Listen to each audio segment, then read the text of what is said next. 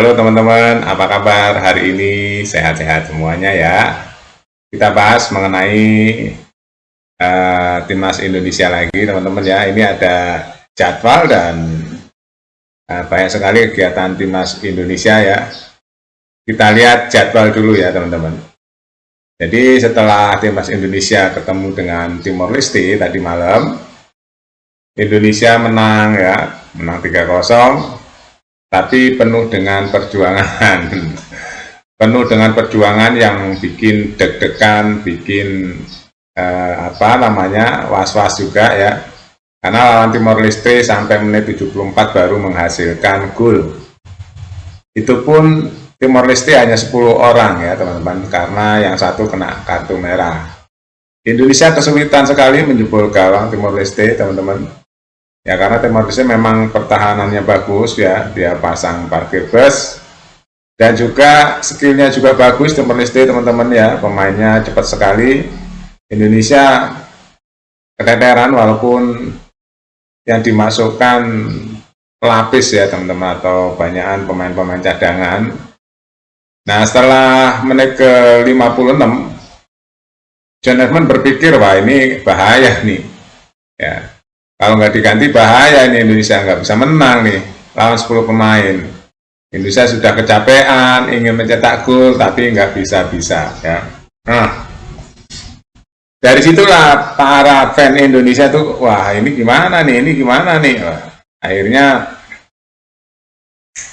banyak yang mengevaluasi bahwa kalau yang diturunkan seperti starter saat melawan Timor Leste, wah itu bahaya saat nanti nggak hati-hati ya ketemu Vietnam. Makanya ketemu Vietnam jangan coba-coba ya, jangan coba-coba menurunkan pemain yang bukan core-nya ya, yang bukan pemain the winning team ya. Harus menurunkan pemain yang winning team ya, pemain yang memang udah di set up, pemain utama, supaya kita bisa mencetak gol.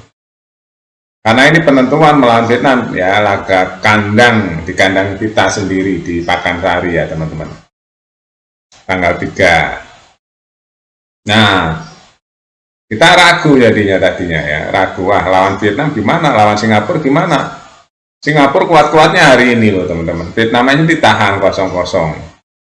Kalau kita lihat militansi Vietnam kok nggak ragu lagi ya, permainannya, skillnya tinggi Vietnam, rankingnya lebih tinggi dari Indonesia juga. Sejarahnya juga Vietnam menjadi penghalang timnas Indonesia di AFF ya, sering sekali. Nah ini jadi pelajaran yang bagus ya saat melawan Timor Leste. Jadi kita bisa tahu ternyata kualitas yang diturunkan menjadi starter itu seperti itu. Lawan Timor Leste dengan 10 pemain aja susah sekali menjebol gawangnya. Jadi John Edmund pasti mengevaluasi ya teman-teman. John Edmund pasti mengevaluasi. Ya, untung Ragnar udah bisa main ya. Ragnar udah bisa main ya, kemarin juga yang memecah buntuan juga Ragnar. Tapi semua bola berasal dari Tom Haye ya teman-teman. Tom Haye memang the best lah, Tom Haye. Kalau nggak ada Tom Haye gimana coba? Iya, gimana coba bola bisa sebegitu mulusnya passing-passingnya.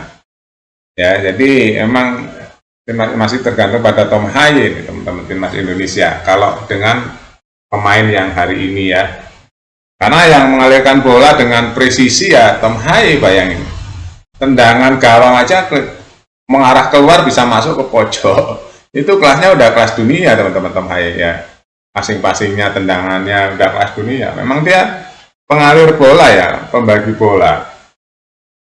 Nah jadi jadwal ketemu Vietnam tanggal 3, 20, 30 ya teman-teman, jamnya di Pakansari Bogor ya teman-teman. Setelah itu Indonesia akan tandang ke Singapura tanggal 7, mainnya tanggal 7 jam 20 ya. Nanti ada lagi Piala Asia, banyak ya teman-teman jadwal Indonesia ya, banyak teman-teman jadwal Indonesia. Saya bacakan sepintas saja ya, nanti ketemu Jepang, ketemu Qatar, ketemu Thailand tuh ya di bulan Agustus di Piala Asia ya teman-teman. Di bulan Januari ya, bulan Januari 2027. Ini banyak sekali kegiatan, belum September, Oktober FIFA ASEAN Cup, banyak sekali ya, nanti kita bahas itu teman-teman. Yang pasti Indonesia harus waspada, Indonesia harus berbenah saat ketemu Vietnam. Kita masih ada peluang banyak ya, karena Vietnam tadi malam ditahan imbang oleh Singapura. Nah, berarti musuh kita yang sebenarnya ya Vietnam dan Singapura nih. Kuat-kuat sekali. Kalau Kamboja dan Timor Leste kan nggak menjadi ukuran yang kuat ya. Nah, yang kuat nanti ketemu dengan Vietnam di kandang. Setelah itu ketemu Singapura di kandang Singapura. Nah, itu pertandingan yang sebenarnya. Jadi harus dihemat tuh pemain-pemain utama, jangan sampai cedera ya. Dan Marcelino nggak tahu ya, kabar terbaru belum ada kabar bahwa dia main atau enggak ya. Sepertinya 50-50 ya Marcelino. Tapi kalau Ragnar sih udah main ya. Tadi malam sudah masukkan gol juga. Memberikan aliran bola untuk menjadi gol juga. Yang pasti permainan yang ciamik ya, permainan yang keren itu Donitri, teman-teman.